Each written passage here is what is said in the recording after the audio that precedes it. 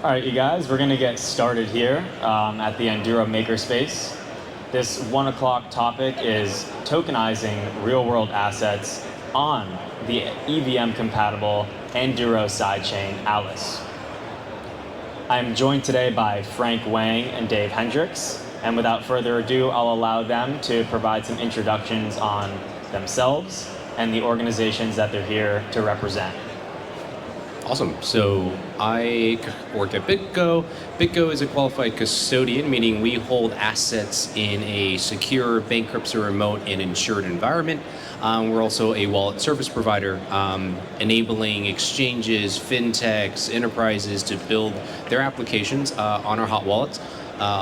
Tokenizing assets, real-world assets, fake assets, digital assets, whatever you want to call it, is a big topic for us. And happy to be here. Aaron, thanks for having me here to represent Vertalo. My name is Dave Hendricks. I am the CEO and founder of Vertalo. We are an SEC registered transfer agent and tokenization platform. I've been doing this since early 2017. Tokenized about $4 billion worth of real-world assets, including the Genesis event for Vertalo, which was the tokenization of our own equity in March of 2018. So I'm super excited to talk about Enduro, talk about tokenization, talk about real-world assets, what it's good for, and what it's less good for, because it's very, very important to cover both those bases. Thanks again. Thank you, guys. And for a little background about why we're talking about tokenization on Bitcoin, a lot of numbers flying around these days. By 2030, we'll have trillions of dollars of assets tokenized on a variety of different sidechains. We figure, why not tokenize those $1 trillion worth of assets on a $1 trillion blockchain? Can anyone think of a $1 trillion blockchain? Well, of course, that's Bitcoin. So hence the use case of tokenization on these Bitcoin sidechains. Enduro is a Bitcoin sidechain ecosystem incubated by Mara. And without further ado, I'll start asking some questions to start with Dave, because he has the mic. So Dave, explain to me what is meant by real-world asset token. What exactly does that mean to you and Vertalo as an entity? So this is a great question, as all questions like yours start. First let's set up what tokenization is. Tokenization is the exhaust that is produced by the creation of a distributed ledger. So in the case of Bitcoin, the ledger is constantly updated. There's proof of work, there's the Byzantine generals, and that creates tokens, which are then put onto an immutable ledger. So why is this a really, really exciting area, and why is Bitcoin so good for it? Well, first of all, the most of the world's real-world assets, which consist of real estate, mining, equity, etc., are stored on easily manipulated spreadsheets or central databases. The use of a highly resilient, time-tested ledger like Bitcoin, trusted, corruption-proof, visible to all participants, creates a level of security and trust that you simply don't find from like a Johnny-come-lately chain. Now, real-world asset tokenization comes in many flavors. Some people consider it to be the transformation of like paper or spreadsheet or database debt or equity into tokens.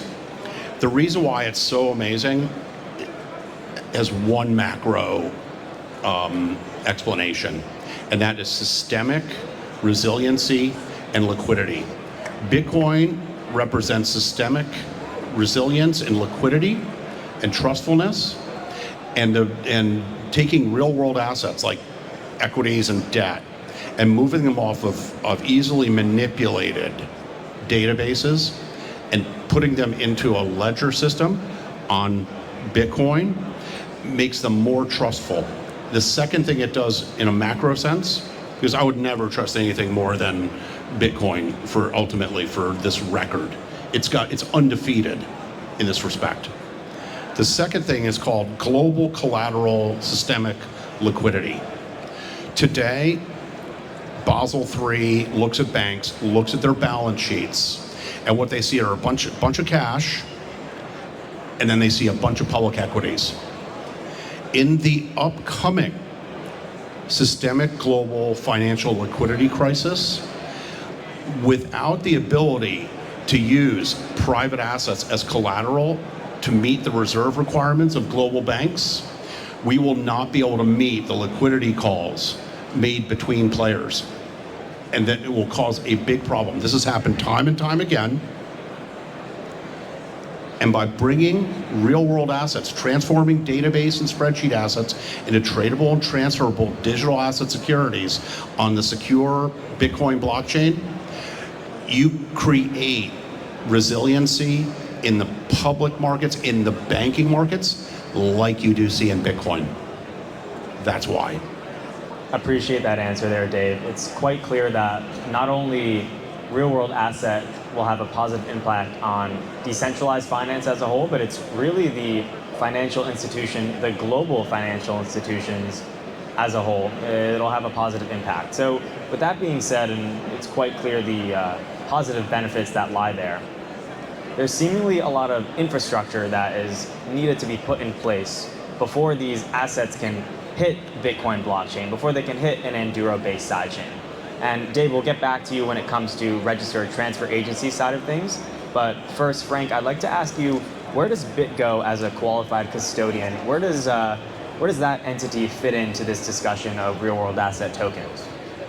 So to piggyback off of David's comments, one side effect or perhaps even benefit to putting the ultimate record of who owns what on-chain in an immutable ledger is that one of the reasons you do it is you facilitate the liquidity and the ease of transfer of that asset from one owner to another. Now, if you make it too easy to transfer it, to say, from Aaron to David, that does bring some security risks to it, right? If it's super easy for your asset to be transferred to another person, then you care a lot about how securely held are the keys that control the transfer of asset from person A to person B. So with that said, BitGo's role in the ecosystem is to make it highly secure in terms of the method by which your asset is secured. So if you have, let's say you've tokenized a house, and the ultimate arbiter of whether you own the house is whether you control the keys to that token, then you care a lot about the security of the keys. And so BitGo exists as a custodian to make sure those keys are extremely secure, that you cannot accidentally misplace those keys, you cannot accidentally fat finger a transaction and transfer ownership of your house to someone else. Someone can't hack your account to transfer your house to someone else's ownership and in effect stealing your asset. So BitGo exists as a custodian, as a regulated entity. We are a state chartered trust in South Dakota and New York. We have insurance on the keys that we protect. At the end of the day, we exist to secure on-chain assets, whether it be Bitcoin, whether it be a tokenized asset, a tokenized security.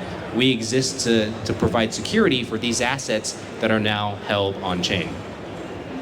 Makes a lot of sense, Frank. It's quite clear how BitGo as a qualified custodian is a necessary piece of infrastructure in the vein of tokenizing assets. Now, you alluded to this transfer side of things, and to my understanding, there are certain government agencies, let's just say in the United States, the country in which we are residing in currently, that dictate laws of how these transfers of assets can take place. Dave, can you explain how Vertalo sort of develops this ecosystem for compliant transfer of these real-world assets going forward?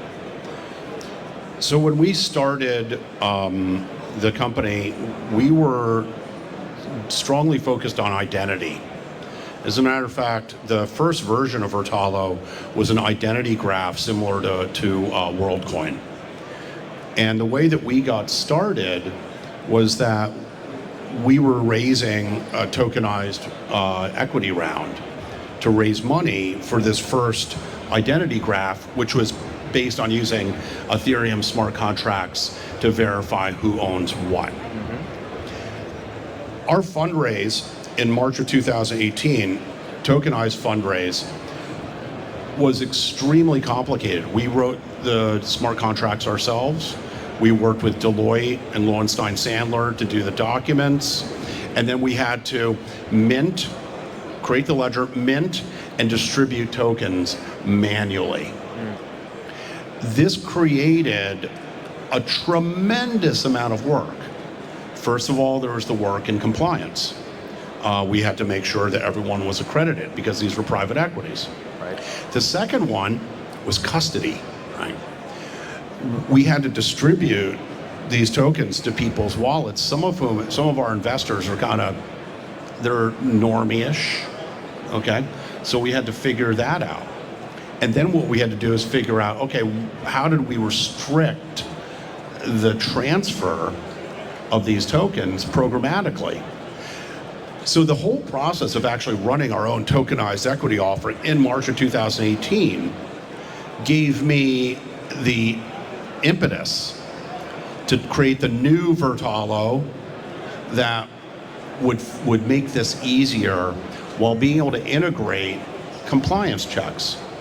What are some of the kind of natural bumps that you want in the road?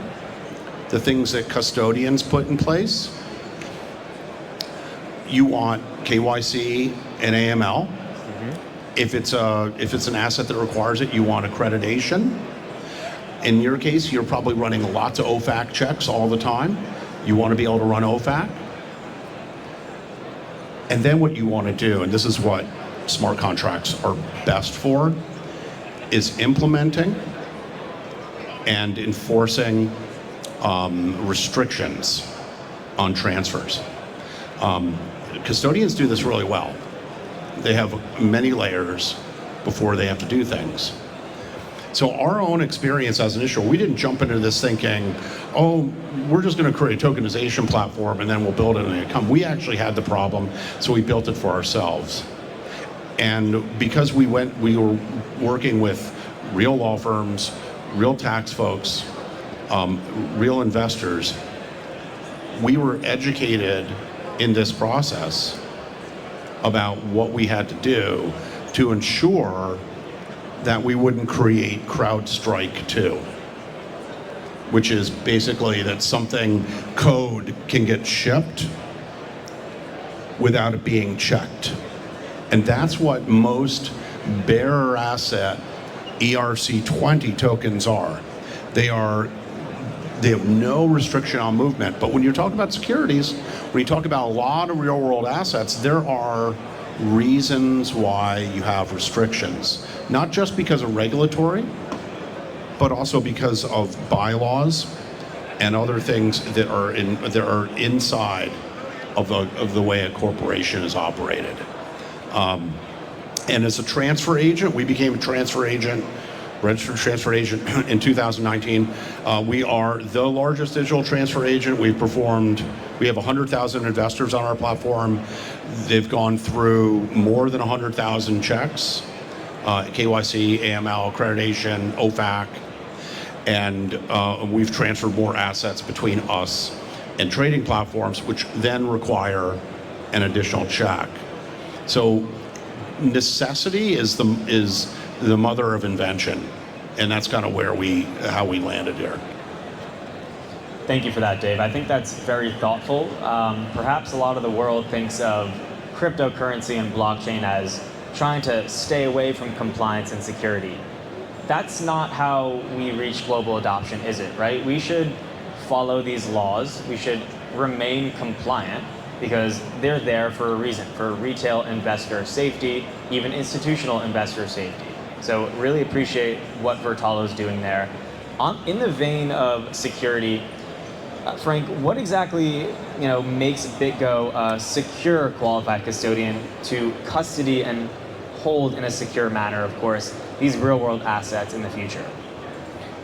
Call it a combination of technology, that the way we've implemented the security of the keys, as well as process, right? We're SOC 1 Type 2, SOC 2 Type 2 across all of our entities that secure these keys. And it also comes down to the way in which we hold these keys. So everything we do is either multi-sig or MPC, meaning it's multiple keys, and everything we do is 2 of 3. So a typical Bitcoin wallet is 3 keys, and we require 2 of those keys to be used to facilitate a transaction of Bitcoin. And if you have your keys in custody with BitGo, those keys are held offline. Not only are they held offline, they're held offline and then further sharded into multiple pieces. Those multiple pieces are held in separate safes that live in a bank-grade vault. The vault is under 24/7 armed guard. The vault itself is a Faraday cage and not connected to the internet. Only certain people can open a vault. Only certain people can even open the lockboxes inside the vault. You have to reconstitute the keys. There's a whole sort of song and dance that has to happen before assets move out of our system. Some clients do complain that, hey, it's a little slow, BitGo, for us to move $1 million out, but depending on who you ask, that's also a feature, not a bug, because, hey, if you get hacked, you don't want to make it super easy for the hacker to get your assets out. We also have additional policies or additional security policies like video approvals that are required, right? You move over a certain amount out of your custodial wallet, you have to get in a video call with our team and say, hey, I am me, and I authorize that to move this asset from BitGo storage to somewhere else. So there are a number of policies and procedures, security precautions, both physical, digital, and policy-wise that make it very secure for those assets to sit at BitGo. Finally, I will say that assets that sit at BitGo are also insured, right? We have a $250 million insurance policy, and you can bump that up to $1 billion if you want as a customer, underwritten by Lloyd's. That'll protect against things like hacks and bad actors. So we are probably one of the safest, if not the safest place in the world for you to store your Bitcoin. That's interesting. I appreciate that answer there, Frank. So I'll ask this question to you as a follow-up here, because you and your team at BitGo have been thinking about this real-world asset narrative quite a bit, right? Where do you see the market going? What trends are you sort of stumbling upon, and where's the future of RWA tokens going in the vein of qualified custodians? This may be a hot take, and Dave, I'm curious to get your thoughts on this, actually. I don't think we are in the stage yet where tokenizing an asset actually makes it more efficient than what is actually in play today. Mm-hmm. I don't think we're there yet, but we are skating towards that future. And so we are seeing interesting developments in the market where participants are wanting to tokenize assets that are currently difficult to move, difficult to track. For example, private loans to two-legged individuals, to consumers. We're seeing that being tokenized by the originators of those loans. We are seeing people wanting to tokenize treasuries, right? Everybody's doing that. That seems to be to level 1. But we're seeing interest in tokenizing art, tokenizing, I think we were talking about whiskey earlier, tokenizing ownership of a thing that is difficult to transfer ownership of. So that could mean, hey, I'm going to tokenize a fraction of this real world asset and make it easy to transfer that thing. That provides increased liquidity of the asset, and ideally provides better price discovery of that asset. And so now you have an asset before that was illiquid with limited price discovery. Now all of a sudden that asset is much more liquid, and you have much more efficient price discovery of what that asset is worth. So the two things, liquidity and price discovery, I think go hand in hand. And putting things on chain ultimately facilitates both of those. Very interesting, Frank. In other words, the market's moving towards figuring out how to tokenize real world assets. There are some difficulties today. There are some kinks that need to be worked out. Dave, can you speak on that? What do these difficulties and challenges look like? How does an entity like Vertalo address them? Well, so I agree with most of what Frank just said, and I usually hate to agree on panels because that makes them really boring. But I'm looking forward to working with BitGo on a number of initiatives. So we can disagree in private. illiquidity in private assets is a feature, not a bug. Okay? There's a reason why private assets, especially venture, is illiquid. And it's because the valuations are faith-based. If you enable the crowd, if you overly democratize price discovery or price setting, the last trade sets the price. The last trade then sets the market cap for the company. So programming sale restrictions is an alpha use case. Like keeping people from being able to sell without recourse, okay, without ROFRs. These are all things that we programmed into our tokenization of real-world assets a long time ago. If you make them too easy to sell, paper hands sell them. Okay, so that's a feature. That's something that you can use real-world asset tokenization to do. Enforce ROFRs and make it easier for people to sell, but not sell at any price. I think a lot of folks have overlooked the ultimate, like, uber alpha case for real-world asset tokenization, and it has very, very little to do ultimately with liquidity. What it has to do is with record keeping. Distributed ledgers are full stop, period, end of story, better than plain central database and spreadsheet technology.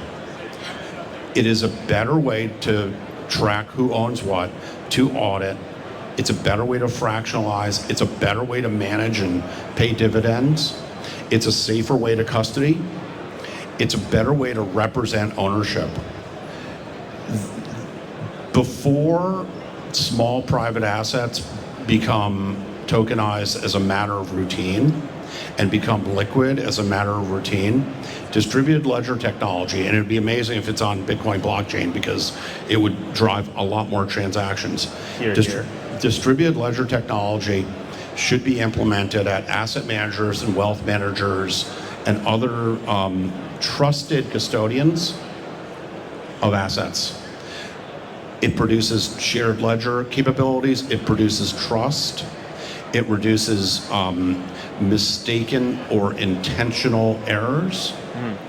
And it's just simply more resilient. And once all the asset managers, and I speak to them all over the world, take their transfer technology, which is antiquated, take their asset management technology, which is antiquated, work with their custodians, okay, work with their money managers, and they implement this technology, it will then unleash what will be the second wave.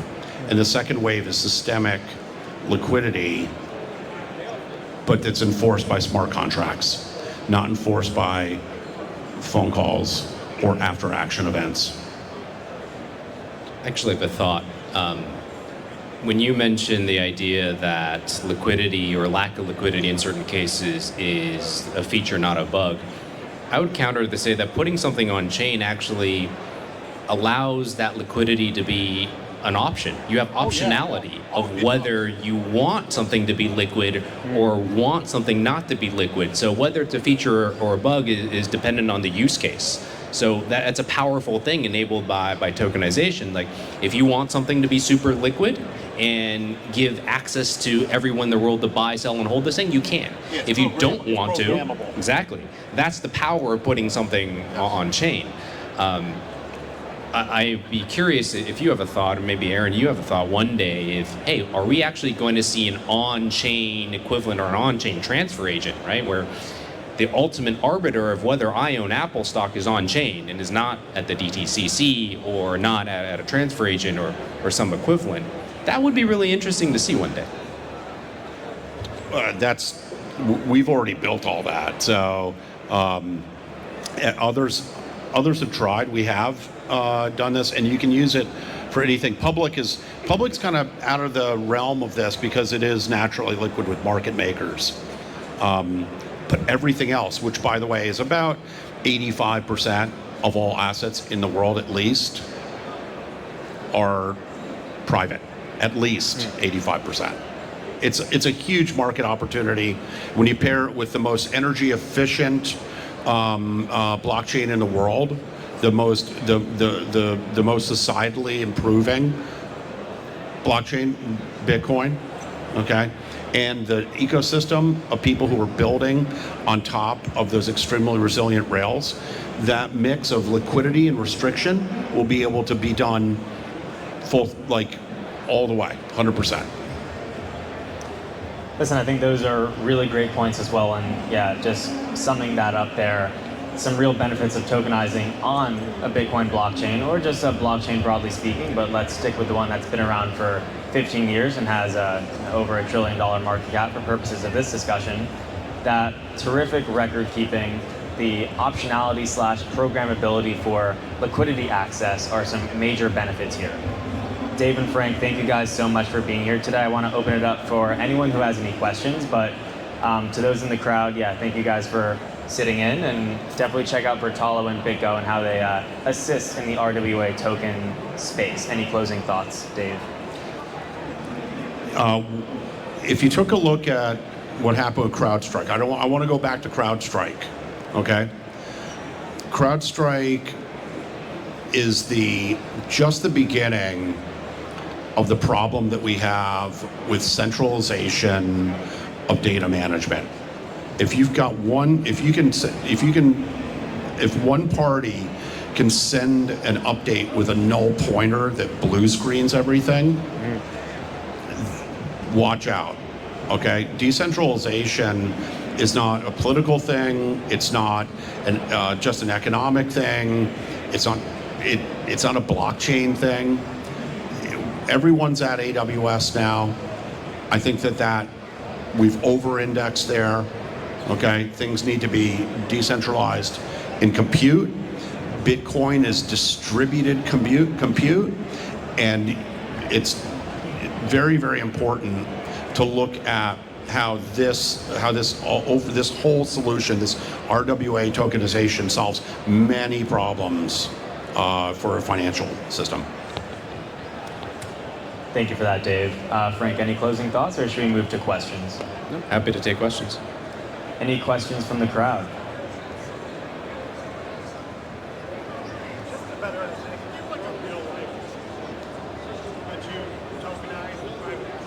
The question was a real-world example for a tokenized asset. Yeah, so the one that is most relevant to here is in 2022, we tokenized the Reg D and Reg A securities produced by the XY Labs blockchain for the XYZ coin on Coinbase. And we made that tradable in the private markets on an ATS. We took 24,000 shareholders. It had been handled first by Carta, okay, and then Broadlink, and then neither of those guys could handle it. And so we were able to bring on 24,000 investors who were stuck in a Reg A and Reg D that wasn't going to be able to go IPO. And we took all the data, normalized it, took deposits, and then connected our system to T0, which is one of the better known digital alternative trading systems. I'll tell you though, it was a double-edged sword because there was no market maker on the other side. There was too much sell pressure. And so at that point, it changed all my thinking about what liquidity means in private and VC. We've done another, I think, 27 tokenizations. So we do tokenizations like Fish Swim, but that are out there, including art, including debt, including like regular venture equity. Really anything that you can fractionalize, anything that adds up to 100% you can fractionalize can be tokenized. And we did our own equity. So, and we've done a bunch of stuff, more institutional stuff that can't really get into, but it's almost always purposefully boring. Okay, it's not moony stuff. I'm into boring shit. Okay, so because the big stuff is really boring and the other exciting stuff is marginal, mostly. One that we are involved in is ownership of a soccer team. And so step one was to digitize ownership of a soccer team and allow fans to actually own a piece of this thing that they're invested in. And the step two of that, which we're working on now, is putting that on chain. And so that's a more interesting use case of tokenizing an asset, right? Who doesn't want to own a piece of their favorite soccer team? What you're seeing now, though, is everybody's tokenizing treasuries. So you have BlackRock and BitGo, you have Hashnote and USYC, you have all these on-chain versions of exposure to US government debt. Short-term, long-term, what have you, yield-bearing. It provides additional liquidity. It also enables these things to be used as collateral, and putting them on chain, you can use them as collateral for like a derivatives trade. So we're seeing a lot of that, and I think that's just step one of a lot of things that are going to be tokenized in the future. And that stuff is like child's play to do that work. It's not really that interesting. That's why I see everyone doing it. And as soon as yields drop, the TVLs and all those things are going to crater. It just, but it's easy, and it's not regulated because it's debt. That's where you see the most action you see is in debt, because there's no regulation. Equities hold more regulations, Dave. Can you go into that a little bit? You can, if you want to buy private equity in the United States, you have to either be an accredited investor, right, okay, which, you have this much either income or assets under personal management, or you're a qualified investor, which has a higher threshold. It's not like really tightly watched, but if something goes wrong and you haven't checked this and you're an issuer, you can be responsible for selling something to an investor that they didn't have the knowledge to buy. I don't agree with accreditation. I think that, people are making crazy bets in the public markets all the time. And then there's money laundering, which is something that BitGo has to deal with like every second, which is OFAC, which is basically like, are they on the Interpol list? Are they bad actors? Are they money laundering? And then you've got documentation that you have to sign for things. And so we have integrated KYC, AML accreditation, document signing, and then you've got a fund. And if you've raised money from a broker dealer, you've got to go through their KYC. And if you sell something on a trading platform, you have to go through their own accreditation process. So if you've done this a lot, it's like kind of kerchunk. It is for us. And as an investor, you're kind of used to doing it. But they're big speed bumps. They're kind of like, are you sure? Are you sure? Are you sure? Okay. And that's what you have to kind of go through. So debt, and what you see with these tokenized money market funds, et cetera, they don't have most of that. Okay. There's, it doesn't, it's not an issue. It's a great, easy place to start. And then you create something that you can then go stake somewhere. And then they use the money to go and make long bets on things, and hopefully they beat their own margin they're paying you. Appreciate that explanation there, yeah. And to further answer that question a little bit, hence the potential collaboration and conversation that the Enduro team is having with BitGo and Bertalo. As a product manager, I spend a lot of my time piloting these various projects in the vein of real-world asset tokens on our chain, right? So everything from whiskey barrels down in Kentucky to historic real estate in Europe, and even some forest land up in Canada, right? So let's see what does work in the vein of tokenization on the Anduro sidechains and bring that to market accordingly. But like Dave said, it doesn't always have to be so flashy, right? Boring finance makes the world go round, so let's keep that in mind as well. Yeah, any other questions from the crowd before we close here? Go ahead.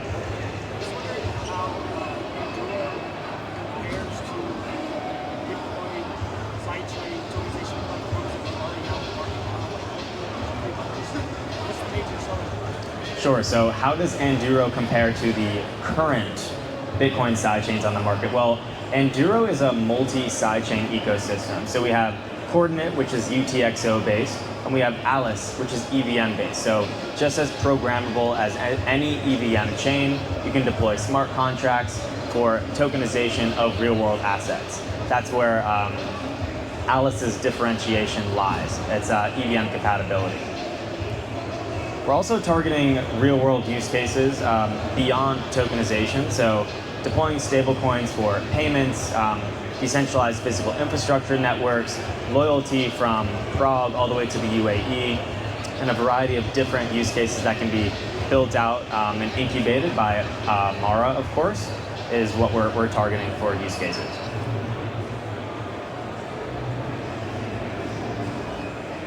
Question over here. Question for the panelists. What do you guys think are the biggest blockers to broader mainstream RWA? Question was blockers for mainstream adoption of RWA tokenization. I'll take that first and hand it over to Dave. I think one is infrastructure and tooling and technology, right? I think Dave is paving the way for these things to happen. He's got the transfer agent, the SEC registered transfer agent, the technology, the tokenization stack. You need more of these tools out there to enable the tokenization of said asset. And then on top of that, you're seeing an increasing number of ATSs or alternative trading systems that facilitate the liquidity of these assets so that you can have a marketplace to transfer and trade these things. So you're going to need more infrastructure, more tooling, more players and ecosystem to enable this. And I think we're just now getting to that tipping point where you have enough ecosystem players that are sophisticated, that come from traditional finance or equities, that are now building these things on chain. Love the question, Julian. There's a couple of obstacles. First of all, there's a fear obstacle. Regular, normal investors, they are afraid often to invest in something that is a token because they conflate a digital asset security, a tokenized equity, with like a meme coin, okay? As a matter of fact, this fear has been turned into literal code. So if you look at the National Venture Capital Association standard documents, and this is super important, that almost every single venture round which has been run using NVCA documents, which are the gold standard used by lawyers to issue Reg Ds, have default text in the investment contract that says that the company will not issue a token. You have to go to the NVCA documents and you have to excise that. The second part is that a very large number of funds have bylaws or they've got agreements with their LPs that we will not invest in tokens. So if you call these things tokens, the LPs have already said you can't invest in tokens.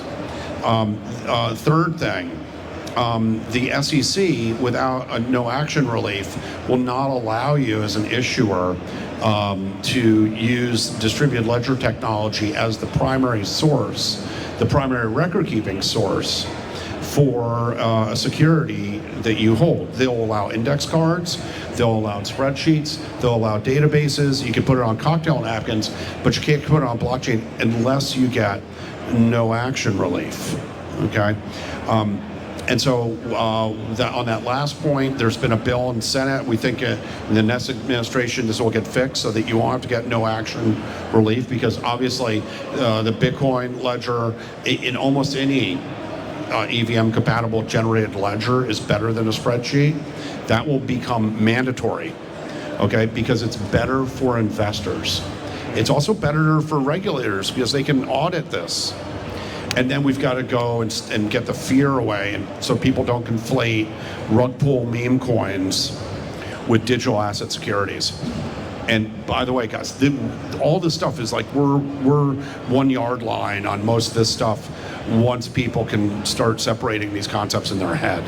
This is an amazing technology for stakeholders, for issuers, for all parties. And once we knock down a couple of these pins, we'll be good. I think you bring up some really good points there, and because you said meme coin, I'll just circle back to the question that we got before from Don't Trust Verify over here. All Enduro sidechains, their native asset is actually a Bitcoin denominated asset. In other words, an issuer or an investor might get a little bit spooked if they have to deal with an altcoin or a meme coin that's not Bitcoin, right? With the Enduro ecosystem, this isn't the case. It's as Bitcoin native as possible. In other words, it shares its consensus mechanism through a process called hybrid merge mining or hybrid proof of work.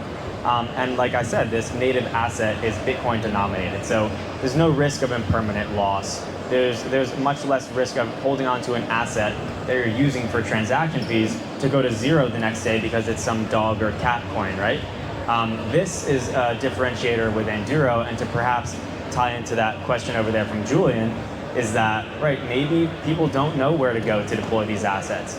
They're looking for the next chain to do this on. They want to do it on a Bitcoin native chain.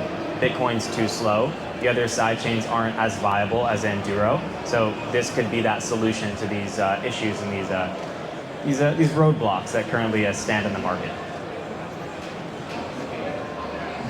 It's a great question. Thank you, Julian. Thank you guys so much. Any more questions from the crowd? Go ahead. I'm very novice and new to all this. So respond like a fifth grader. I said I'm very new to all this. If you want to respond like you're talking to a fifth grader. So I own a billboard company. Can I tokenize my billboard company? Just curious. Well, you can't tokenize the actual company. I think that would be hard to do. But you could do everything from tokenizing an individual billboard placement and say, take all the placements that you have, and each of those would be specific assets. Like we did that with Warhols. We didn't do it with every Warhol or an entire museum. We did it for specific Warhols. So you can, the cost is de minimis to do it once you do the first one. Your company's equity, whether it's GP/LP structure, whether it's a Reg D, you could tokenize that. LLCs can't really do that. So if you're an LLC, you have to change your corporate structure to do that. But GP/LP structures work well for this. Okay, if you have partners, and then like Reg D, Reg CF, Reg A, that sort of thing. Those work great.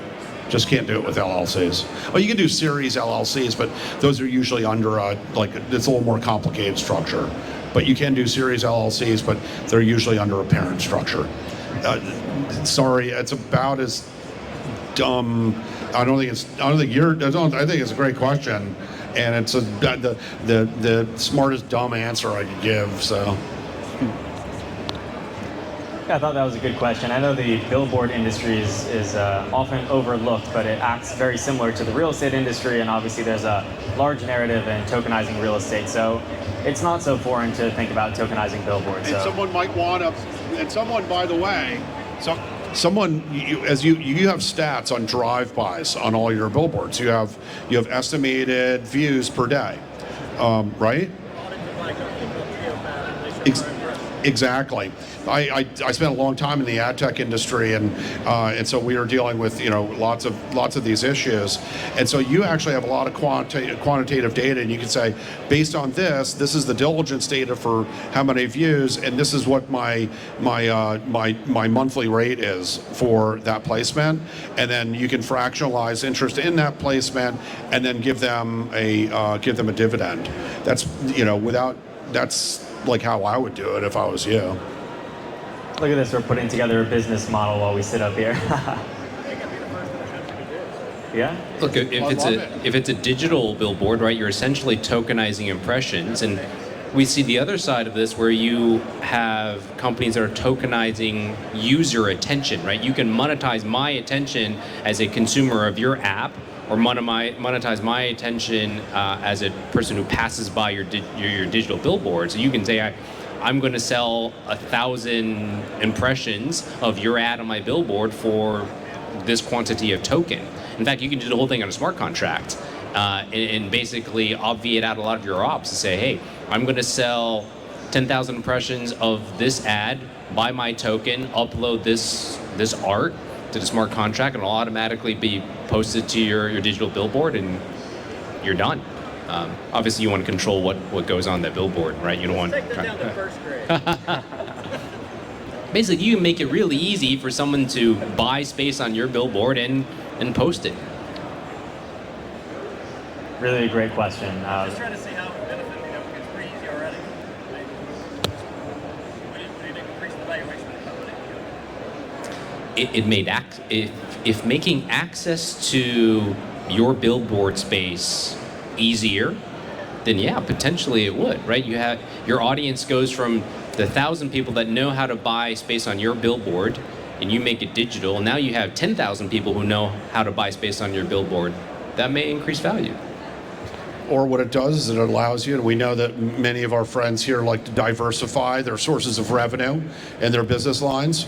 It might enable you to take capital, which is locked up and those things, and free up capital for you to then deploy it in other ways. And I think that's a very, very good reason to do this, to fractionalize. And that's what you'll see, by the way, in real estate, and the regional banks are going to do this to get these assets off their balance sheet. That's Think Zillow meets E3. There you go. Any more questions from the crowd? Great question. Can we go below? Over here we got a Wilson twin question, or is it no? All right, you guys. Well, thank you for showing out today. Obviously, real-world asset tokenization on Bitcoin. We could talk about it all day, right? Any closing thoughts from our panelists? If not, we can close out here. Awesome. Dave and Frank, thank you guys so much for being here today. And check out Enduro.io. Thank you, guys. Thank you all for coming. Having us. Thank you. Thanks, guys. Thanks This for was having great. us. Yeah, it's fun.